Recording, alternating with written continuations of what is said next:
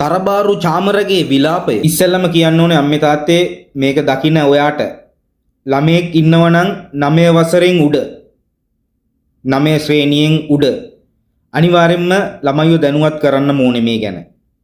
හරිද? අනිත් එක මේ වීඩියෝ එක පුළුවන් තරම් හැමෝම ෂෙයා කරලා දෙන්න. මේක අධ්‍යාපන අමාත්‍යාංශයේත් අනිවාර්යෙන්ම නෙත ගැටෙන්නම ඕනේ. හේතුව තමයි 9 වසරෙන් උඩ හැම ළමයෙක්ටම දේශපාලන විද්‍යාව කියන එක අනිවාර්ය කරන්න ඕන රටේ. මිනිස්සු මොන දේ කරත් වැඩක් නැහැ. ඉස්කෝලෙන් එළියට යන ළමයට ලංකාවේ දේශපාලනය ගැන අදහසක් නැත්තම්. දන්නවද? අනිවාර්යෙන්ම පාසල් දරුවන්ට මම නම් කියන්නේ 9 ශ්‍රේණියෙන් උඩ සෑම ළමයෙක්ටම දැන්වත් ක්‍රියාත්මක වෙලා අඩුම ගානේ සතියට එක දවසක්වත් පැය භාගයක් 9 වසරින් ඉහළ සෑම ළමයෙකුටම දේශපාලන විද්‍යාව අනිවාර්ය කරන්නම වෙනවා.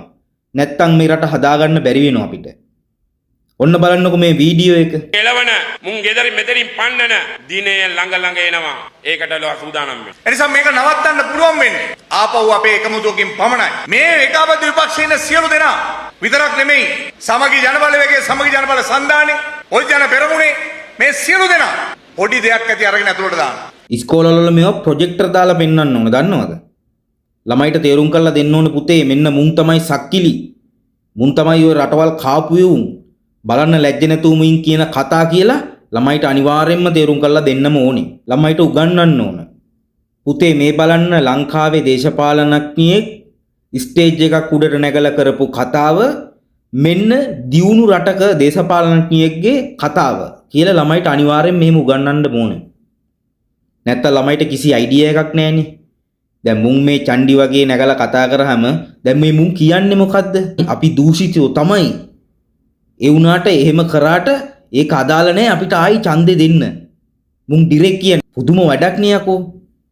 දැන් මේ වගේ වුන්ද මම මේ විශේෂයෙන්ම 9 වසර උඩ ළමයිට මේක පෙන්වන්න කියන්නේ 2029න් පස්සේ එන සියලුම මැතිවරණ වලට දැන් ඉඳලා 9 වසර 10 වසර වගේ ඉන්න ළමයිගේ වයස අවුරුදු 18 සම්පූර්ණ වෙනවා ඒ වෙනකොට.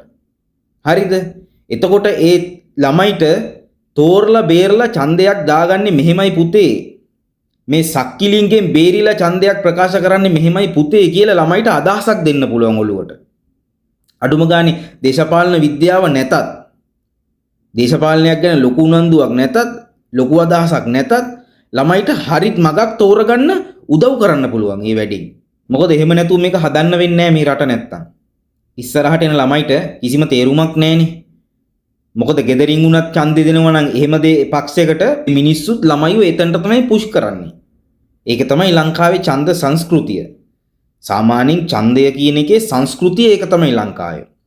එහෙම නෙමෙයි. ඉස්කෝලෙන් අවුට් වෙලා එන ළමයාට තනියෙන් තීරණයක් ගන්න පුළුවන් තැනට ඔළුව හදලා තියන්න ඕනේ ඉස්කෝලෙන්ම. එහෙම නැතුව මේ රට ගොඩ ගන්න හම්බෙන්නේ නැහැ ජීවිතේට.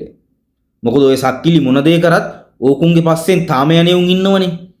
එහෙමනම් ඒ ගොඩක්ම යන්නේ උන්ගේ මොකක්ම හරි දෙයක් ලබා ගත්තේ උන් තමයි. හරිද? ඒ වුණාට බහුතරයක් ඔළුව හදාගෙන හිටියත් ඒ වගේ එකෙක් දෙන්නෙක් හිටියොත් ඇති මුළු සමාජෙම නාස්ති වෙන්න. අනිවාර්යයෙන්ම මේක කරගන්න ඕන දෙයක්. පුළුවන් තරම් මේක ෂෙයා කරලා දෙන්න. අනිවාර්යයෙන්ම අධ්‍යාපන අමාත්‍යාංශයට මේක යන්න ඕනේ පණිවිඩයක්. ස්තුතියි.